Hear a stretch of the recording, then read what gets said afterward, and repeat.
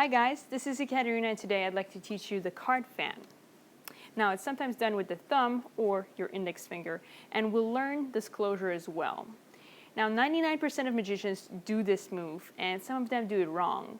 Here's some footage of me from 2007. This is when I just started cardistry, so it looks pretty bad. Now my logic was if I'm right-handed, I'm going to have to do it in this hand, and I had no indication really of how to do it.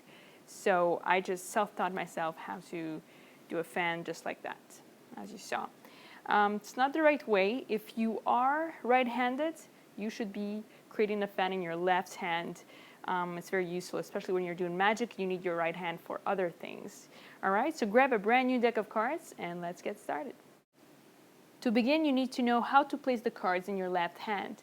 Now again, this will vary depending on the size of your hand, but for me it covers about 3/4 of the deck, so I leave it at that. I want to make sure I have a good placement on the cards. So if for you, you cover more or less, that's okay. What's most important is that you have a good rest here. So the cards are resting, it's a firm grip, okay? I'm not holding lightly with a few fingers, it's really all the fingers are flat and contacting the back of the cards here. Now, what's most important is the center. So it's going to be the pivot. Now, you want your cards to pivot this way. So think about the geometric tool, the compass. It has a metal pointy piece that pins, and then there's another piece that pivots. So imagine that. So depending on where you're going to place your pin, which is your thumb in this case, your center will change, so your pivot will change. So let me demonstrate. So you're here, this is where you want it. You want it here, okay? And right in the middle. And I see a lot of magicians, they do this. This is okay, but think about that geometric tool. It's really a pin. So you see, when I do my fan and I apply a lot of pressure at this pivot point, and my thumb looks like this. It looks a little bit crooked maybe, but that's how much pressure I apply, and I have very precise pivot point if I do this. So this is a pro tip I recommend you try instead of doing like this. When you do like this, you have this part of your thumb, this kind of bone that does hold the pivot, but it's not as strong as this, okay? So do try it and let me know what you think. So again, if I had my pivot here, the cards would spin like this and I would have a very small fan. This is actually part of the magical effect of trying to reduce the size of the cards, but you get the idea. So the lower it is, the better. Now again, I started here. If you'd like a larger fan, a more circular fan, you'd like to incline the cards over here. So the cards are going completely in the crease of your hand over here, okay? So they're towards the left, and then you can start, you apply enormous amount of pressure in the pinpoint.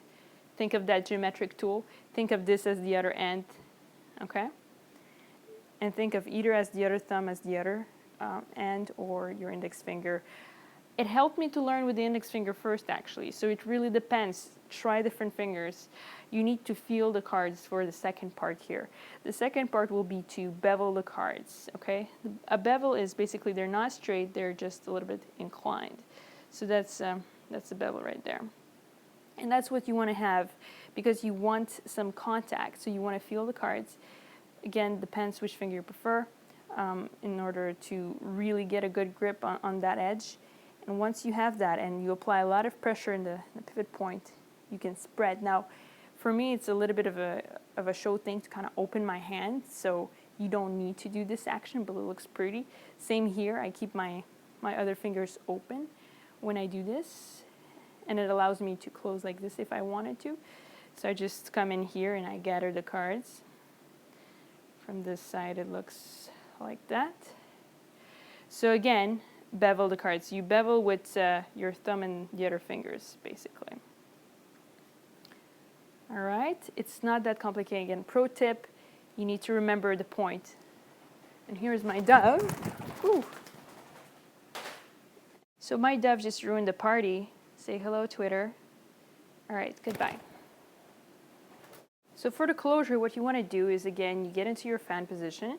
you want to find again the point of pivot, and you're going to do so with your middle finger. So your middle finger is from here, your fingers are flat, middle finger curls, and notice how the middle finger will become kind of connected to the thumb. All right, so I'm holding it exactly where the pivot point of my thumb is. That's an important tip. All right, so let's start over. Making your fan, curl my finger here. Notice my fingers bend a little bit weird, but you get it. I'm applying some pressure there. So apply some pressure, and here is a bit of finger kind of spidering, because you need to pivot the cards only by using those fingers, okay? So your right hand is not in play anymore. So if you want to do that, okay, you'll cause some pivot if you just curl again the index finger. I'll just support the cards here so they don't fall. And push. You'll get some cards pivoting. Now, to pivot more, you just need to let go of the ring and help get the cards back in the position. Okay? So let me do it again. Middle finger. I get some by just letting go, letting gravity do it. The index finger can help, and the ring finger can help. And basically you're spidering those fingers, you're just spidering those fingers to get that. It's a bit knacky, but just play with it. Now here's how I would practice this. I would take 2 cards, okay? And I would actually practice the fan as well with 2 cards. So I would find my pivot point. I would pin that. I would do the spread. Again, here it's not a nice spread. I don't have a good angle here. I didn't start right. So I incline.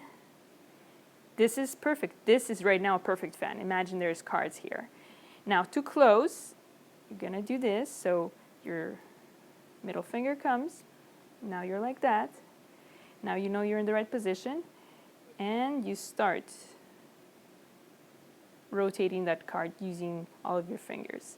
Again, don't forget what's your pivot point. Your pivot point should remain here. And look, I can pivot that card pretty much forever from this position. So that's the same principle. So you pivot and you're done and you're back. That's a very cool closure. I hope you like this tutorial. Now I want to mention an older deck of cards. I told you to use a brand new one or maybe a powdered deck of cards. Now comment below if you'd like to see a tutorial of a pressure fan. But basically with an old deck of cards, it doesn't look so nice. Okay, you get, you know, it's okay. I mean, mine is okay, but usually it's uglier than that. So what a pressure fan does is it helps you, okay? So you apply some pressure and you get a nice spread just by applying pressure. So you like a tutorial on that, comment below, and I'll see you next week.